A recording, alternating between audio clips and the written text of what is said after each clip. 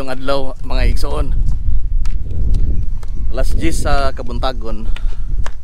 Karong adlaw daghan tag i-update, no? Alang sa inyong kasayuran. So, una mga igsoon, ang South Coast City kung diin anaa ibutang ang Cebu Arena.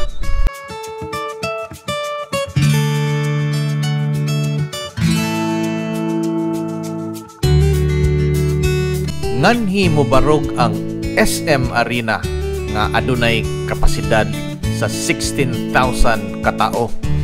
Comment below kung sa tanaw ninyo mauna ning isugdan diha sa ubos.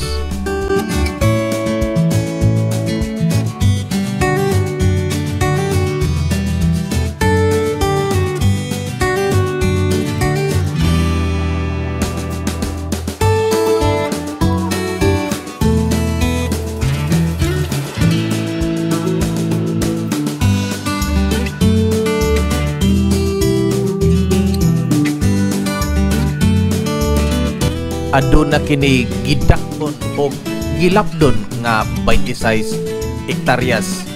Usa ka konsorsyum o panagsabot sa duha ka banggiitang developers, SM Prime Holdings o Ayala Land Incorporated.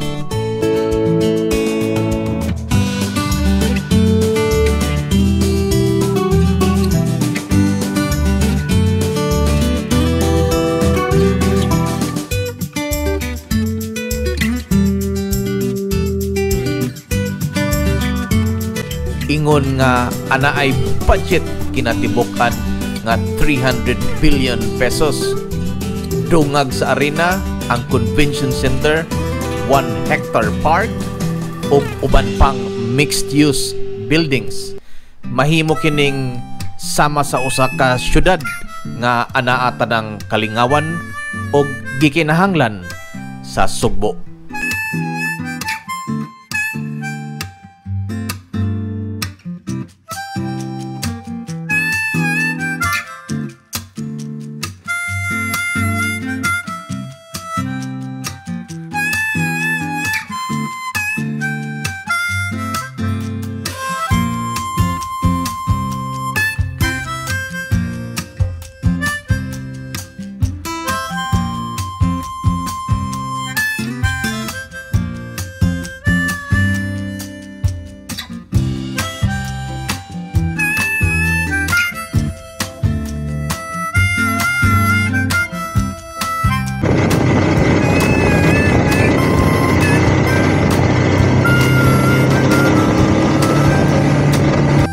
Ito pong tanawon ang New Star Resort and Casino. Sugod ta sa tubangan, unya paghuman adto na po ta sa likod. Tara.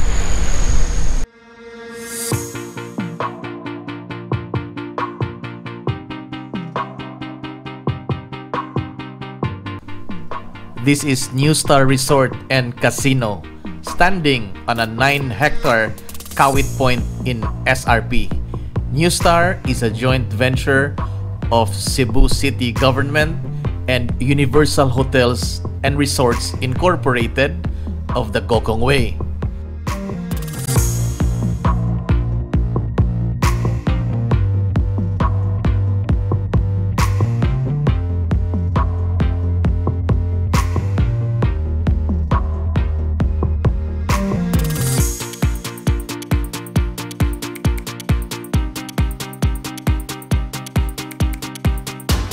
Recently opened in May, although still technically under construction, New Star already have a number of functions operating.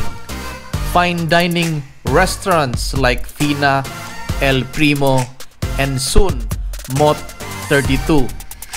Philly Resort is already operating, as well as the casino, the mall, other hotels, and more are coming soon.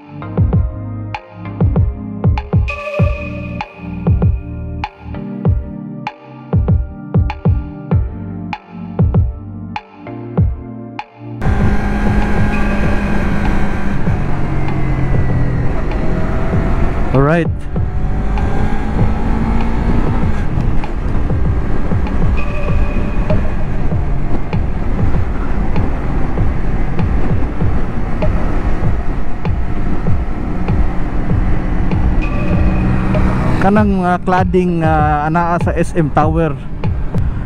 Taas-taas na ilang agi apan sige pagyapon og trabaho. Murag ilahang gi hanay aron smooth ang agi kay kaniadto. Mura mo to kabod-bawod gud. Alright, so mao na ni maigsoon.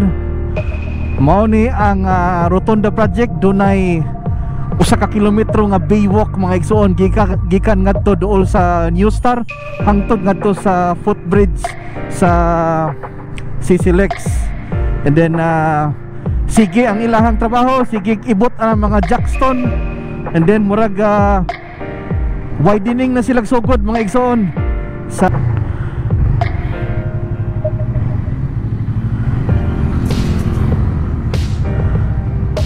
anaan na kita sa SRP F Vistil Roundabout Project mga igsoon. So mao na kini, sige na sila og balhin sa mga jackstone nga ilahang ipang-ibot sa kilid kaniadto.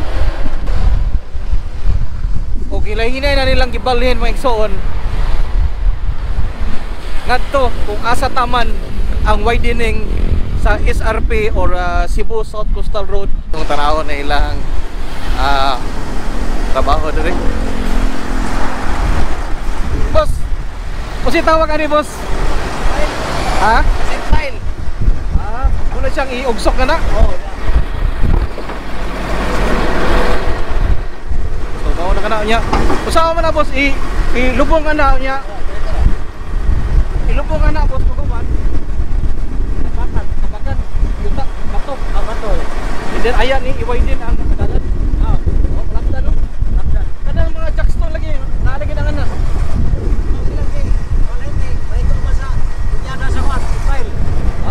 Sato pa ang widening hantog na to? Dili, balik, ibalik ko, power siya balik. Sato pa mga igsoon. Wao na balik mga igsoon, kaning jackstone nga naa diya. Kaya maigo man sa ilang ipang ugsok nga kaning steel nga. Si tawag ni boss? Seat fan, boss? Okay. Boss, thank you. Salamat sa. So mao na kini mga igsoon, kining puthaw no, ila ka lang ilubong sa ilalom sa tubig, iugsok ngadto sa ilawom nga yuta, and then tambakan aron nga ma-widen ang kining maong Cebu South Coastal Road mga igsoon. Naara mga igsoon no, ang ilahang ipang ugsok ana pag-uhay lang misulti ang DPWH Region 7 nga ang baywalk dunay katas-on nga 1 kilometer o 5 meters ang gilapdon sa maong baywalk mga igsoon. So balapana nako gikan nga to duol sa New Star hangtod yun nga to sa pedestrian footbridge sa CCLEX no, taas no. Doon na kini budget mga igsoon, kinatibukan nga budget nga 900 million. Gani kaning karon phase 1 pa kini. Doon ay upat ka phase mga igsoon og niingon ang DPWH 7 nga ilang paninghuaon nga mahuman kini sa sulod sa 3 ka tuig. Kuyog sa SRP F Vistil Roundabout Project ang mga drop off points, 2 ka buok. Doon ay drop off point ngadto sa Tumoy. Og doon na po drop off point ngadto sa Pikas Tumoy mga igsoon. And then kuyog ang usa ka pedestrian overpass gikan ngadto mga igsoon nya mulabang ngani sa SM nga side mga igsoon, SMC side nga park. Aron ang mga tao mahimo rag maglakaw gikan sa SMC side padung ngadto sa SRP baywalk mga igsoon. Pagkanindot.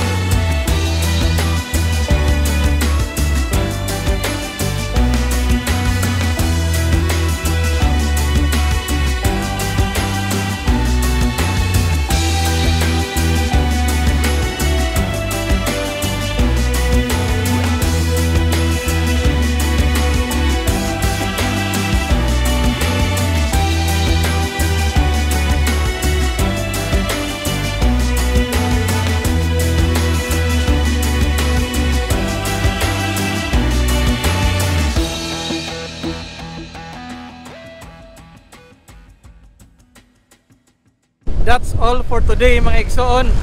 Alang sa ato ang SRP Developments Update. This is Gawens.